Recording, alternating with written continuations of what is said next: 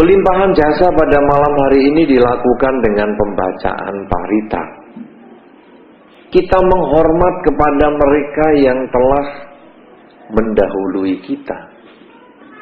Bahkan tadi sebelum upacara mulai ada beberapa orang yang mengatakan atau mungkin lebih cocok meminta, Bante, nanti kalau keluarga saya datang, saya dikasih tahu. Sebetulnya keluarga kita, anggota keluarga kita itu sering datang di sekitar kita. Karena kadang-kadang kematian itu tidak begitu dirasakan oleh orang yang meninggal. Seperti hari ini Anda bisa berkumpul bersama, Anda bisa bertemu muka dengan teman dan sahabat, kerabat, keluarga. Sebetulnya pada saat seseorang meninggal dunia yang masih baru sekali, kadang-kadang dia merasa belum meninggal karena dia bisa melihat keluarganya, dia melihat kerabatnya, dia melihat teman-temannya, tetapi dia tidak bisa berkomunikasi dengan mereka semua. Ini khususnya adalah mereka yang setelah meninggal terlahir di alam peta. Kalau seseorang yang meninggal kemudian terlahir di alam surga atau di alam neraka, mereka mungkin sudah hanya merasakan bahagia saja ketika lahir di surga, kemudian menderita saja ketika lahir di neraka. Tetapi ketika seseorang meninggal dengan kemelekatannya, maka dia sebetulnya terlahir di sekitar keluarganya. Ketika dia akan bertanya, ketika dia mau ngomong, ketika dia menyenggol, jawil, keluarganya tidak ada yang memperdulikan, keluarganya tidak ada yang memusingkan. Padahal dia merasa masih hidup, padahal dia merasa masih berkumpul, tapi tidak ada keluarga yang memperhatikan. Sehingga mereka mencari usaha, bagaimana caranya supaya saya bisa menyampaikan sesuatu, bahwa saya kepingin ngomong ini, saya kepingin melakukan itu, bagaimana caranya? Kadang-kadang dia membuat suara yang ciri khas orang tersebut. Oleh karena itu kalau ada orang yang baru meninggal dunia, tidak heran di sekitar rumah kadang-kadang terdengar suara orang yang berjalan itu seperti keluarga kita. Cara nyeret sandalnya persis, cara langkah kakinya persis, padahal orangnya tidak ada. Atau kadang-kadang di sekitar rumah kita ini kemudian muncul bau tertentu. Kalau dulu yang meninggal suka merokok, baunya rokok. Pada saat meninggal dikasih daun pandan, kadang-kadang ada sebagian orang tertentu di sekitar almarhum atau jenazah itu dikasih irisan pandan. Itu bisa tercium bau pandan itu. Pada saat meninggal disuntik formalin, satu bahan pengawet jenazah, kadang-kadang dalam rumah itu juga bisa bau formalin. Pada saat meninggal dikasih kembang sedep malam, bisa di dalam rumah itu bau sedep malam. Pernah Anda mendengar pengalaman seperti itu atau punya pengalaman seperti itu? Pernah? Ya. Apa reaksinya? Biasanya takut. Kok rasanya yang meninggal ini masih nungguin saya ya? Ketika kita melihat tempat duduk yang biasa dia nonton televisi, kok rasanya kalau saya membelakangi tempat itu kok seperti dia itu memandeng belakang leher saya ini dengan kuat sekali. Akhirnya kita takut. Kalau sudah takut, yang dipanggil ya para biku lagi. Bante, rumah saya ini nampaknya ada makhluknya. Masa tahu-tahu bau menyan, bau irisan pandan, bau formalin, bau rokok. Padahal di rumah tidak ada yang merokok. Akhirnya bikunya yang dipanggil lagi. Padahal sebetulnya itu keluarga kita yang kepingin komunikasi, pengen kita bantu dia supaya dia mendapat kelegaan. Nah, oleh karena itu kalau Anda sudah mendengar tanda-tanda atau mendapat tanda-tanda seperti itu, bukan takut yang mestinya Anda tunjukkan, tapi Anda mengatakan di dalam hati Anda. Kalau memang di sini ada keluarga yang ingin menyampaikan sesuatu pesan, tolong kasih tahu lewat mimpi. Dah, kita beberapa kali kita tidur, kadang-kadang dia kasih mimpi kepada kita. Jadi jangan takut. Kalau sekarang di wihara Anda berani tanya, Bante, nanti kalau keluarga saya datang kasih tahu ya Bante. Kalau di wihara, coba kalau di rumahnya sendiri, nanti kasih tahu, dikasih tahu sungguhan bisa nggak tidur loh Anda. Kalau di wihara, alah nggak apa-apa lah, biar keluarga saya titipkan wihara saja. Kalau saya suruh, coba bawa pulang sana keluarganya, gandeng ngajak pulang, belum tentu Anda berani.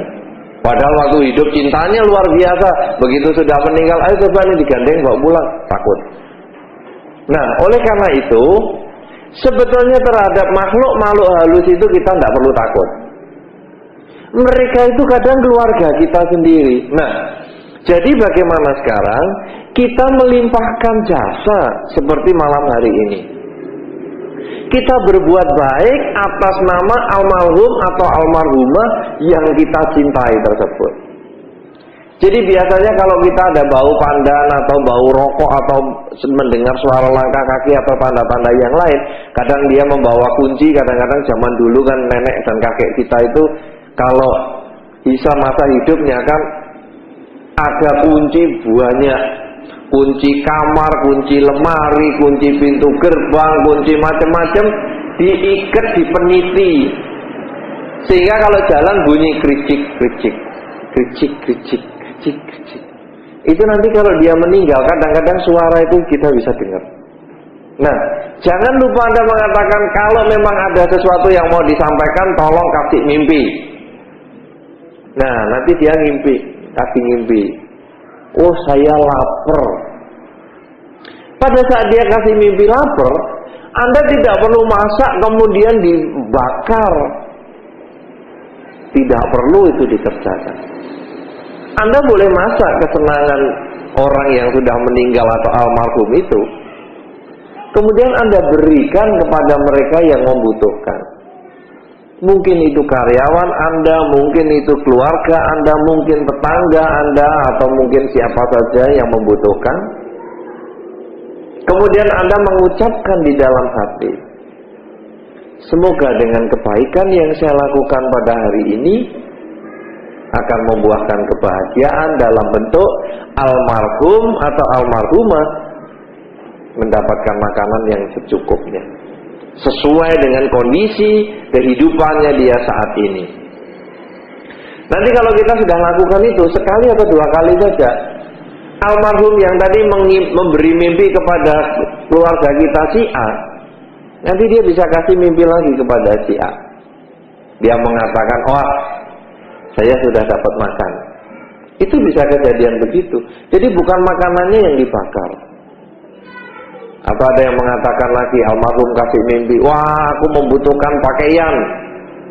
Bukan pakaiannya yang Anda bakar, tapi pakaian-pakaian almarhum itu Anda boleh berikan kepada panti asuhan, panti jompo, atau yang apa, atas nama almarhum. Itu biasanya nanti mimpinya juga datang lagi untuk memberitahu bahwa kiriman makanan, kiriman pakaian sudah nyampe.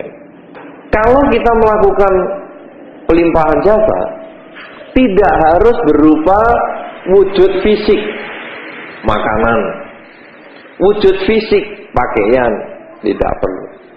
Kadang-kadang kita mengadakan puja bakti bersama ini pun kita bisa limpahkan jasanya. Kenapa? Karena pada saat kita berpuja bakti seperti malam hari ini, pikiran, ucapan dan perbuatan kita ini kita arahkan untuk kebajikan. Pada saat tadi benang ditarik dan sekarang pun Anda masih pegang, benang ini menghubungkan atau berhubungan dengan papan nama yang ada nama-nama dan foto almarhum almarhumah yang malam hari ini kita upacarakan. Sehingga pada saat Anda membaca doa, tidak perlu Anda harus di depan sana. Di sini pun bisa. Karena sebetulnya doa itu tidak harus dilewati dari depan depan. Itu kan seperti orang ngomong-ngomong. Anda di depan fotonya lalu ngomong, "Ya ibu saya yang tercinta, hari ini saya datang." Sebetulnya Anda tanpa itu bisa. Anda bertekad sambil duduk di sini, Anda mengatakan, "Ya ibu saya almarhumah, saya hari ini mendoakan semoga engkau bahagia." Itu bisa. Jadi bukan kita mendoakan semoga ibu kasih saya rezeki, kasih saya berkah. Bukan, orang meninggal nggak usah kita mintai apa-apa. Tetapi sekarang kita justru mendoakan kepada dia supaya dia bahagia. Apalagi kalau kita bisa mengingat jasanya dia. Ibu atau almarhum ayah, jasa yang telah engkau berikan kepada saya sudah sangat besar. Engkau telah mengkondisikan saya lahir di tempat ini dengan tangan dan kaki utuh, kepala utuh, hidung utuh, badan utuh, cara berpikir utuh. Semoga dengan kebaikan yang telah engkau miliki selama hidupmu itu, engkau berbahagia di kelahiran yang sekarang. Itu kita bisa rumuskan bahwa dia sudah berjasa kepada kita. Kita rumuskan supaya dia berbahagia. Nah, jadi pada saat nanti duduk merenung atau mungkin tadi Anda bermeditasi, Anda bisa ucapkan kalimat itu. Mengingat jasanya dia, lalu kita limpahkan, kita arahkan, semoga kebaikan dia berbuah dalam bentuk kebahagiaan. Kemudian kita juga mengingat jasa yang kita lakukan malam hari ini. Pada saatnya nanti Anda setelah membaca parita, mendengar dharma dan bermeditasi, pada saatnya nanti Anda juga akan melimpahkan jasa. Anda menyebut nama almarhum atau almarhumah, orang tua atau ayah atau ibu atau keluarga atau leluhur Anda. Renungkanlah kebajikan Anda. Semoga dengan kebaikan yang telah saya lakukan ini membuahkan kebahagiaan untuk almarhum dan almarhumah. Karena kebajikan tidak harus berupa benda, tidak harus berupa materi, tetapi jasa seperti hari ini Anda membacakan doa, membacakan parita, bermeditasi semoga almarhum berbahagia, itu pun sudah bisa dilimpahkan.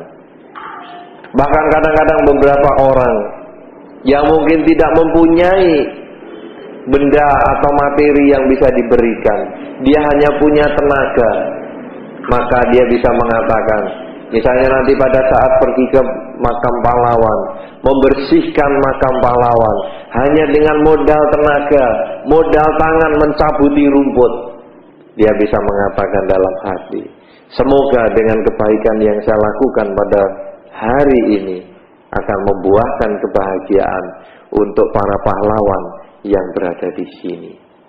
Ini sebetulnya adalah merupakan satu cara kita melimpahkan jasa. Kita dengan bisa melimpahkan jasa, sebetulnya kita menghargai orang yang pernah berbuat baik kepada kita. Karena kalau binatang saja bisa menghargai orang yang berbuat baik. Misalnya saja Anda memberi makan ikan, tiap hari Anda memberi makan ikan, maka ketika Anda dekat dengan ikan itu akan ngumpul dengan Anda. Tiap hari Anda memberi makan anjing, tiap hari Anda memberi makan kucing, ketika Anda dekat dengan binatang itu, dia pun akan dekat. Karena dia tahu bahwa kita orang yang menyayangi dia. Nah sekarang kalau binatang, kepada mereka yang bisa berbuat baik, bisa kenal, apalagi kita manusia.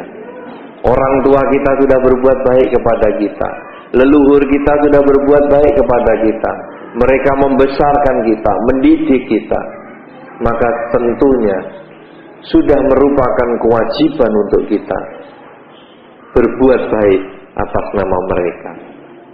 Berbuat baik atas nama mereka dengan secara yang bukan fisik, membaca parita, membaca doa, ini adalah merupakan satu hal yang bagus.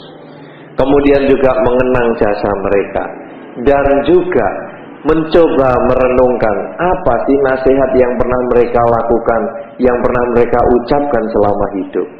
Yang ini harus kita kerjakan di dalam kehidupan kita sehari-hari, karena itu juga bentuk penghormatan, bentuk kebajikan yang kita bisa limpahkan jasanya kepada para almarhum dan almarhumah yang telah meninggal dunia. Kemudian juga dengan kita bisa menghargai orang yang sudah meninggal, yang pernah berjasa kepada kita, maka sesungguhnya itu adalah usaha mengikis keakuan, kesombongan, bahwa di dalam hidup ini sesungguhnya kita bukan hidup sendirian, tetapi kita hidup membutuhkan yang lain, membutuhkan orang tua untuk kita lahir ke dunia, membutuhkan teman untuk bisa saling berkomunikasi, membutuhkan lingkungan untuk saling bisa berbagi. Kalau kita bisa menyadari demikian, maka di dalam kehidupan ini kita akan selalu rendah hati, karena kita akan selalu membutuhkan pihak lain. Nah, inilah sebetulnya makna pelimpahan jasa untuk orang yang sudah meninggal, bahwa mereka pernah berjasa kepada kita. Kemudian yang lain lagi, bahwa kalau sekarang saya bisa mengingat kepada mereka yang telah berjasa, apakah yang harus saya lakukan untuk menanam jasa kepada mereka yang ada di sekitar saya pada saat ini? Keluarga saya saat ini yang masih hidup, tetangga saya yang masih hidup, lingkungan saya yang masih hidup, jasa apakah yang bisa aku berikan kepada mereka? Kebajikan apa yang bisa aku lakukan kepada mereka, sehingga kehidupanku sebagai manusia bisa memberikan manfaat untuk mereka. Kalau pahlawan negara mengorbankan kehidupannya untuk kemerdekaan, pahlawan keluarga mengorbankan seluruh kemampuannya untuk kebahagiaan keluarganya, maka sekarang apakah yang bisa aku korbankan? Perbuatan apa yang aku bisa korbankan? Cara berbicara apa yang aku bisa lakukan?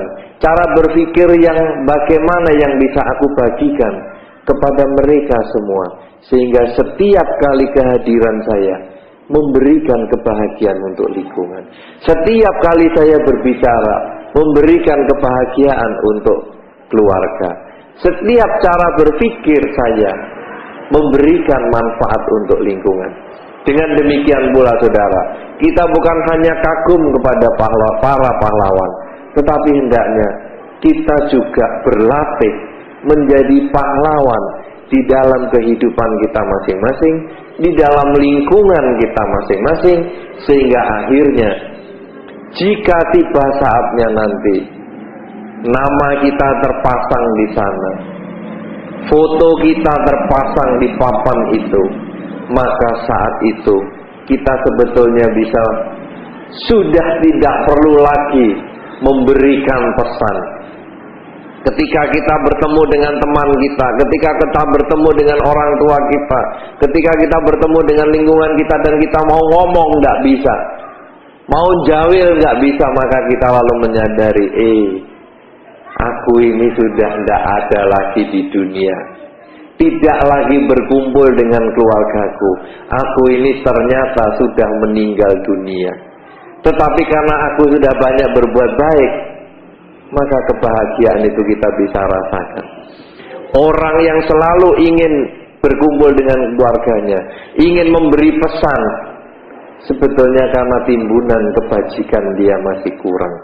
Karena itu saudara-saudara, sebelum kita terlahir di alam peta, sebelum kita membutuhkan kebajikan, pelimpahan jasa dari keluarga kita, marilah selama hidup ini kita lakukan kebajikan kepada lingkungan kita. Kalau kepada ayah dan ibu Anda yang telah meninggal Anda bisa berbuat baik,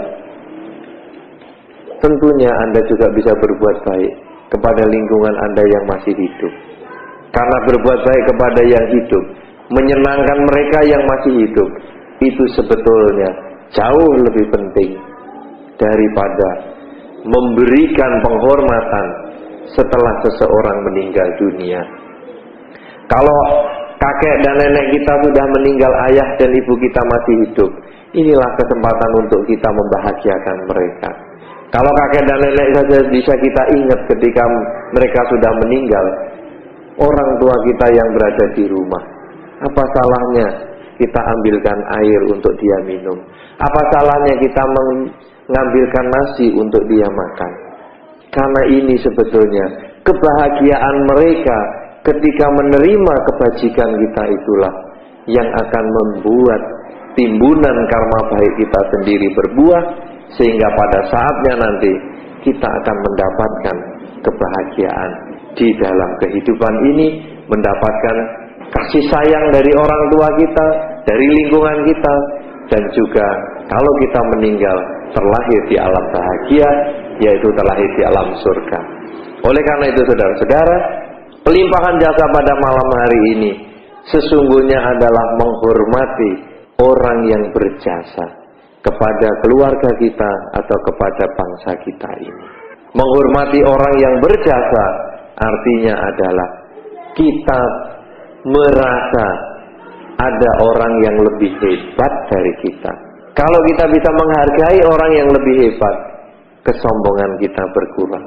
Kemudian kalau kita bisa menghargai orang yang lebih hebat, hendaknya kita munculkan di dalam diri kita, saya harus mengembangkan kualitas yang baik, sehingga saya bisa juga nanti menjadi contoh, menjadi pahlawan untuk keluarga saya, famili saya, lingkungan saya, dan juga masyarakat di sekitar saya. Perbuatan baik yang kita bisa berikan bisa bersifat materi, mungkin makanan, minuman, dan lain sebagainya. Tetapi sebetulnya tidak harus berupa materi, yaitu dengan mengadakan puja bakti.